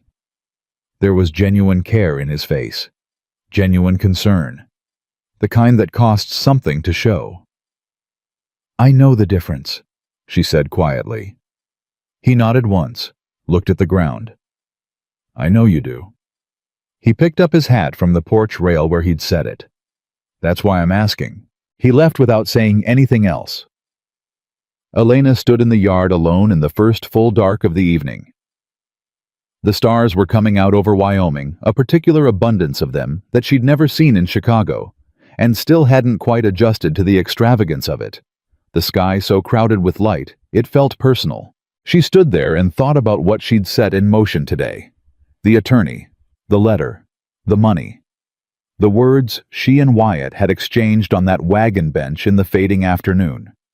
She thought about what Cole had said. Be sure about him, not just the ranch. She was sure. That was what she hadn't told Cole because it wasn't Cole's to know. She was sure in the specific way you become sure of something when you've been trying to talk yourself out of it for weeks and your own arguments keep failing. When you notice that every practical self-protective reason you've assembled points in one direction and your entire body points in the other. She'd been in Wyoming 52 days. She'd stopped being afraid of this land somewhere around day 30. She'd stopped being afraid of herself somewhere around tonight. What she was afraid of now, the only thing was the space between where they were and where they could be, and whether either of them would be brave enough to close it. She went inside, made coffee, started tomorrow's bread, cleaned the kitchen methodically as she did every night. At 10:15, she heard a horse in the yard. She was at the kitchen door before she'd consciously decided to move. Wyatt came in out of the dark with dried mud on his boots, and his face carrying something new. Not the controlled blankness he wore when he was holding too much, but something more open. More unguarded. Carver's filing an emergency injunction tonight, he said, against acceleration of the loan on grounds of lender conflict of interest. He stopped in the middle of the kitchen. He says if we can demonstrate that Crane's firm holds both the lending instrument and the competing land claim, the entire transaction becomes legally questionable. Not just our defense, their entire position. Elena felt something release in her chest. That's the argument, she said. He said it was your question, Wyatt said. In the meeting, the question you asked in the third hour. I'd seen it before, Elena said. In a different form. Wyatt stood there looking at her. Elena, he said. She waited. He crossed the kitchen in the same 4 strides he'd used the night of the attack. He stopped in front of her closer than the functional distance of employer and employee, closer than anything practical required. I don't know how to say this without it sounding like something it isn't, he said. Then say it anyway, she said. I'll tell you if it sounds wrong. He was quiet for a moment. Looked at his hands, at her face, at his hands again. I want you here, he said, not as my cook, not as my accountant or my legal assistant, or the woman who stood in my kitchen with a shotgun. He looked at her directly. I want you here because this ranch is better with you in it. Because He stopped. His jaw worked. Because I don't want to go back to the way it was before you walked up my front step. The kitchen was very still. 52 days, Elena said softly. I know, he said. I know it's not. Wyatt. He stopped. She looked at him steadily at this man who chose his words like tools and had just laid down the most important one without armor. I'm not going anywhere. He looked at her. The careful, recalibrating gaze she'd come to know better than almost any other expression she'd ever read on a human face. Say that again, he said quietly. I'm not going anywhere, she said. Not because I have nowhere else to be, because this is where I want to be. She held his gaze. There's a difference. Wyatt Mercer stood in his own kitchen and looked at Elena Whitmore and said nothing for a long, full moment. He didn't need to. She could see everything he wasn't saying in his face, and it was the clearest thing she'd ever read. But something held both of them in place. Still not doubt, not hesitation exactly, but the particular careful weight of 2 people who had each been hurt by moving too fast towards something that looked like belonging and turned out to be something else. They both knew what was right in front of them. Neither of them reached for it yet. Not tonight. Tonight was enough. The coffee finished. She poured 2 cups. He sat down at the kitchen table for the first time without being asked. And they sat across from each other in the lamplight and talked. Actually talked for the first time about things that had nothing to do with the ranch, or the legal dispute, or the supply accounts. He told her about his father who'd built this land from nothing and died before he could see what it had become. She told him about her mother, who'd saved a lifetime of pennies in secret because she wanted her daughter to have a choice, not a necessity. He talked until midnight. She talked until 1, and when she finally said goodnight and went upstairs, she lay in the dark and smiled at the ceiling, and let herself for the first time, in longer than she could clearly remember, feel something fully, instead of at a careful, managed distance. Somewhere under the Wyoming stars, a legal injunction was being filed that might save everything. But that wasn't what she was smiling about. She was smiling because of the way a man had said, "I want you here," without dressing it up in anything else, and meant it exactly. She knew something had changed the moment she came downstairs the next morning and found Wyatt already at the kitchen table with 3 envelopes open in front of him and a look on his face that was not the controlled expression he used when things were manageable. It was earlier than she usually rose. The sky outside was still mostly dark, the kind of heavy pre-dawn that felt like the world holding its breath. She'd heard movement below around 4 and told herself it was one of the hands. But it wasn't. She put the coffee on without speaking, set a cup in front of him, sat down across from him, and waited. "Carver sent a rider last night," Wyatt said, "after we talked." He pushed one of the envelopes toward her. "The injunction was filed. Judge Alderman received it at 11:30. He's agreed to a hearing Friday morning." "That's good," Elena said. "That's the good one," Wyatt said. He pushed the second envelope across. She picked it up, read it, set it back down with a steadiness she had to work for. It was a letter from Second Western Territorial Bank, dated 2 days ago, before the injunction, before their visit to Carver, before any of yesterday's moves. Formal language, tight paragraphs, the particular bureaucratic coldness of a letter written by someone who wants the words to feel inevitable rather than chosen. The bank was accelerating the loan.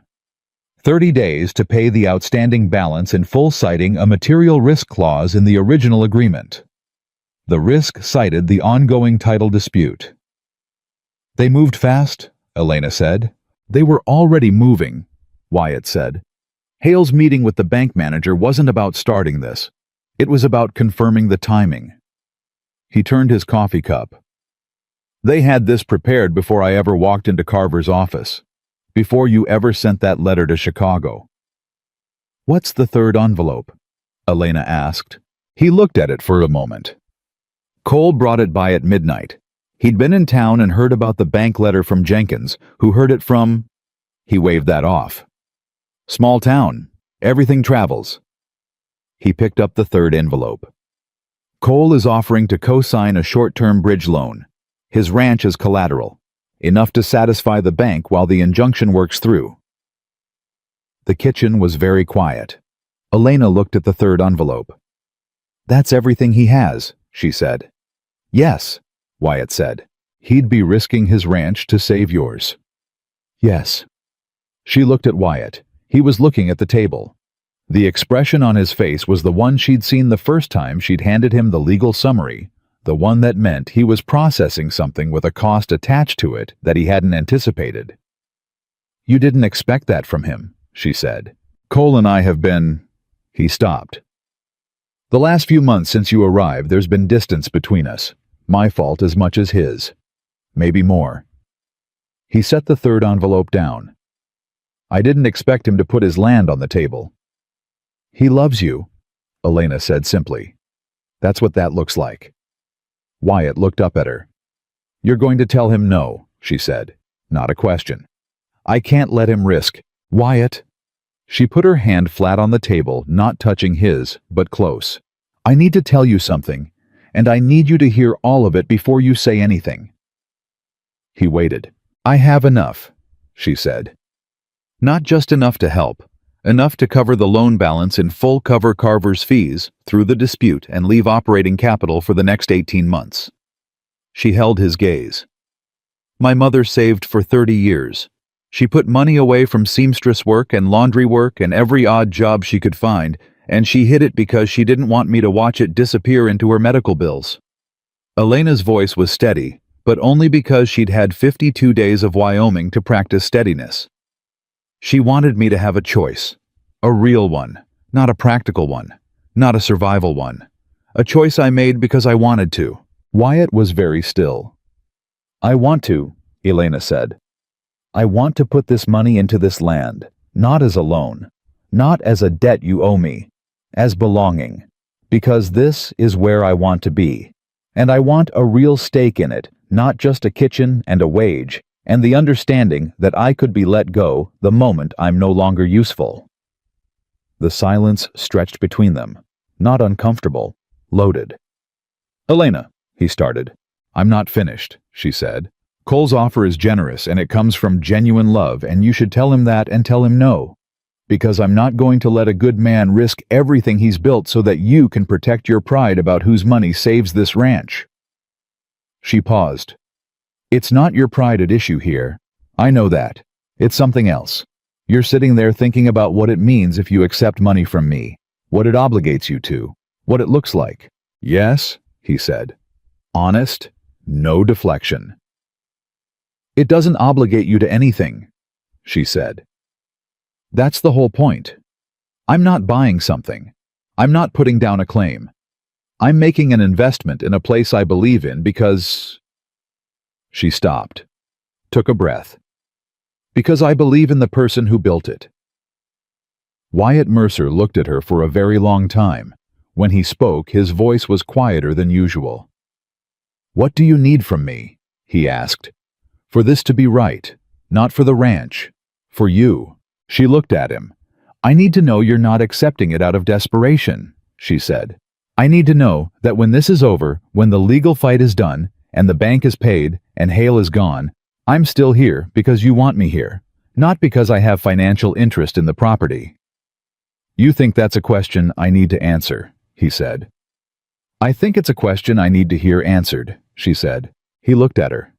You're not going anywhere, he said. The same words she'd used the night before given back to her now with the exact weight she'd put into them. Not because of the money, not because of the kitchen, not because you're useful. He held her gaze. Because I said so, and I meant it. She believed him. Not because she wanted to, because she'd learned to read this man's face, and his face didn't know how to perform something it wasn't. All right, she said. Then let's go to the bank. They went to the bank. The branch manager, a thin, perspiring man named Aldrich, who had the particular quality of a person who was used to holding power over others, and had recently begun to suspect that might be changing, received them at 9 in the morning with the careful composure of someone trying to appear unsurprised. He was surprised. Elena placed the documentation on his desk. The certified letter of funds from the Chicago Financial Institution. The transfer authorization. And on top of both of those, a copy of Carver's injunction filing with a handwritten cover note from the attorney citing the specific statute under which a lender with a conflicting financial interest in a competing claim could be held liable for improper loan acceleration. Aldrich read it, read it again, looked up at Wyatt, then at Elena. Who is this? He asked. Elena Whitmore, she said. I have a financial interest in Mercer Ranch. Aldrich looked back at the documents. The loan balance will be paid in full today, Elena said. In exchange, we'll need written confirmation from this institution that the acceleration notice is rescinded and that no further action will be taken against the property pending resolution of the title dispute through the courts. She paused. If that written confirmation isn't available today, Mr. Carver will be filing a secondary motion by end of business, citing this bank's relationship with the opposing party as evidence of coordinated interference with a valid land claim. The silence in that office was very satisfying. Aldrich looked at Wyatt. Wyatt said nothing. He'd said almost nothing since they walked in. He didn't need to. I'll need to make a telephone call, Aldrich said. Of course, Elena said. We'll wait. They waited 40 minutes. Aldrich made 2 calls.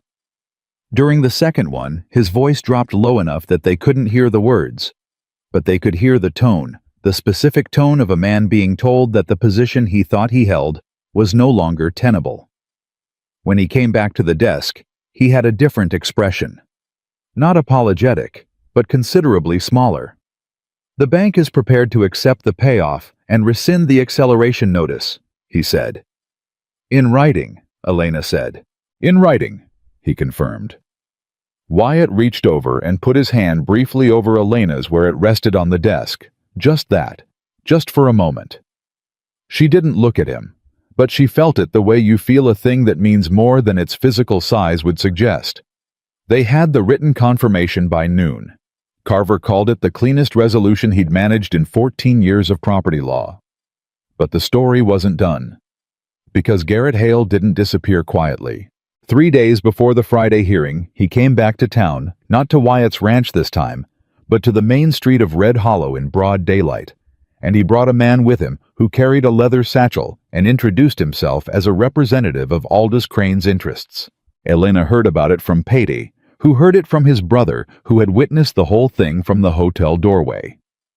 Hale had gone to 3 local businesses, the feed store, the grain merchant, the livery, and told them directly and without particular concern about who overheard that the water rights dispute on Mercer Ranch was not going away, regardless of what any court said, and that anyone with ongoing financial relationships with the ranch might want to reconsider those relationships before the outcome became unfavorable.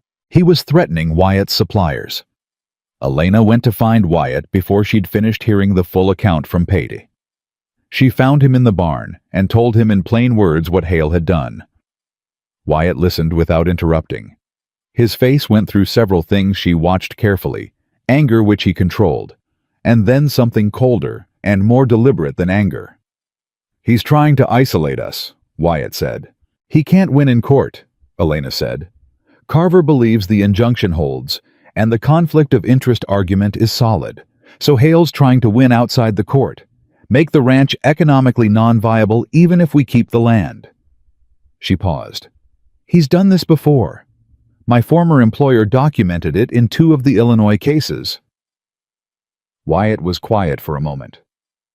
"What did those families do?" "Both of them went quiet," Elena said. "That's what Crane's operation counts on. People going quiet because they're afraid and alone and they don't know they have options." "Do we have options?" Wyatt asked. "Yes," she said, "but it requires making noise instead of going quiet." He looked at her. "Tell me." So she told him. They spent the next 2 days making noise. Elena wrote 3 letters to the county commissioner, to the territorial land office, and to a newspaper editor in the state capital, whose name her former employer had mentioned as a man with a documented interest in land fraud cases. The letters were careful, factual, and specific. They named Aldous Crane. They named Garrett Hale. They cited the previous cases from Illinois by their court record numbers. They described in plain language the pattern of a coordinated operation that had moved from state to state, targeting vulnerable ranch properties. Cole Whitaker delivered 2 of the letters, personally riding to town and back in a single day without being asked, without explaining himself, without requiring thanks. He showed up at the ranch on his return and handed the delivery receipts to Elena without preamble. "Both received," he said. "The editor wants to send someone out." Elena looked at the receipts. "Thank you, Cole." He nodded. "You were right," he said. "About making noise." She looked at him. "About all of it," he said quietly. His voice carried something she recognized, the particular tone of a man who had made his peace with something and arrived on the other side of it. Not bitterness. Just honesty. "You were right about where you were supposed to be." She didn't say anything for a moment. Then, "You're a good man. You always were." "Maybe," he said. "I was a scared one first." He put his hat on. That was the problem. He rode back to his ranch. Elena stood in the yard and watched him go, and felt for him a quiet and genuine warmth, the kind that had nothing complicated in it. Just respect. Just the clean feeling of a thing resolved honestly. The Friday hearing lasted 4 hours. Elena sat beside Carver at the respondent's table and did not speak. Her role, as Carver had explained twice, was support documentation access and the expression of a completely calm woman, which apparently had a non-trivial effect on the psychological atmosphere of a hearing room. While the attorney dismantled Hale's representative's arguments with the methodical efficiency of a man who'd been handed better material than he usually worked with. The 1878 assessment, the continuous use documentation, the conflict of interest evidence, the bank acceleration rescinded but on record, the letters Elena had sent now acknowledged by the commissioner's office as received and under review. Hale's attorney objected 4 times. Was overruled 3. Judge Alderman, a broad, unhurried man who gave the impression of having seen most things and been surprised by very few of them, listened to all of it and asked 3 questions, and then said he'd have a ruling within 10 days. 10 days. Wyatt drove them home in a silence that was different from every previous silence between them. Bigger. Not with uncertainty, with the specific enormity of a moment that had been building for a long time and was now very close. On the 7th day, the ruling came. Carver wrote out himself to deliver it, which told Elena everything about its content before he'd opened his mouth. The title dispute was dismissed. The water rights were confirmed under established use. The motion to have Crane's firm investigated for coordinated interference with Wyoming property claims was forwarded to the Territorial Governor's Office for review. Hale had left Red Hollow the previous day. Pate's brother had seen him at the stage office buying a ticket east. Wyatt stood in his own yard and held the ruling in his hands and read it once, twice, set it down on the porch rail, looked at the land, his land confirmed and clear, with the particular look Elena had heard him described as having the man checking the fence to see if it's still there. It was there. All of it was there. The men came out of the barn and the bunkhouse when they heard Carver's news, and there was a noise, not quite celebration, not quite relief, but something in between that was very specifically Wyoming, which meant it was understated and physical, and involved Dockery clapping Pate on the shoulder hard enough to knock the boy's hat off. Elena stood on the porch and watched all of it. She felt something she hadn't felt in so long that she'd almost forgotten the texture of it. Settled. She felt settled. Not as a temporary state, not as a condition that required maintenance or vigilance, just settled the way a thing settles when it has finally found its right place. The men gradually drifted back to work. Carver accepted a cup of coffee and rode back to town. Pate followed the other hands because someone made a comment about the north fence, and then it was just the 2 of them in the yard in the particular quiet of a Wyoming afternoon that had decided it was done being dramatic for the time being. Wyatt turned from the land and looked at her. He looked at her for a long time without saying anything. She let him look because she'd learned that this was how he thought looking was how he arrived at the thing he needed to say, and interrupting it was interrupting the process. "Elena," he said. "Yes," she said. "I need to say something to you." "Say it," she said. He came up the 2 steps to the porch and stood in front of her close enough that she could see the full complexity of his face. Everything he usually kept managed all of it present at once. The careful man and the honest man, and the man who had stood at a kitchen doorframe at midnight, almost saying something he wasn't ready to say, except now, he was ready. "I love you," he said. 3 words. No decoration, no hedging, no trailing qualifications or practiced distance. Just 3 words delivered in the voice of a man who had thought them a long time and was done thinking and ready to say. Elena stood still, not because the words surprised her.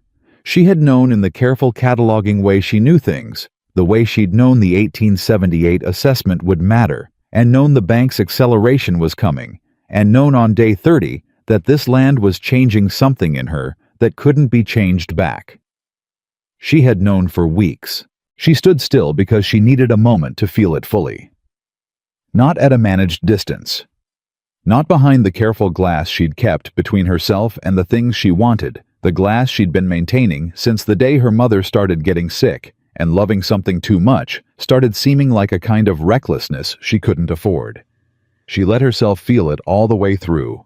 Then she looked at Wyatt Mercer, this quiet man who checked his fences at dawn and talked to his horses and chose his words like tools, and had given her a key to his filing cabinet and his coat on a cold road, and 4 hours at an attorney's table and midnight coffee, and the kind of honest presence that didn't ask you to be smaller than you were. "I know," she said softly. "I've known for a while." She held his gaze. "I just needed time to believe I wasn't going to lose it." Something moved through his face that she had no word for, because she didn't need one. It was too complete for a single word. "You're not going to lose it," he said. "I know that now," she said. He reached out and took her hand, both of his, around one of hers, the way you hold something you've been waiting a long time to hold and aren't planning to put down. "I want to ask you something," he said. "Ask," she said. "Stay," he said. "Not as my cook, not as my accountant, not as the woman who stood in my kitchen with a shotgun and probably saved my ranch 3 separate times in different ways." He looked at her. "Stay as mine, as part of this, for good." Elena looked at him. She thought about a train platform in Wyoming, and an envelope of return fare, and a silent decision made in front of the whole town of Red Hollow. She thought about $12.40 and a 3-mile walk and a kitchen she'd reorganized in the dark before dawn. She thought about her mother's carefully saved pennies and the porcelain brooch wrapped in a handkerchief at the bottom of a trunk, and the particular truth that Margaret Whitmore had saved for 30 years. Not because she thought her daughter would need rescuing, but because she wanted her daughter to have the power to choose. This was the choice, not necessity, not survival, not the only door left open. This was the thing her mother had saved for. "I already am," Elena said. "I have been for a while. I just needed you to say it out loud."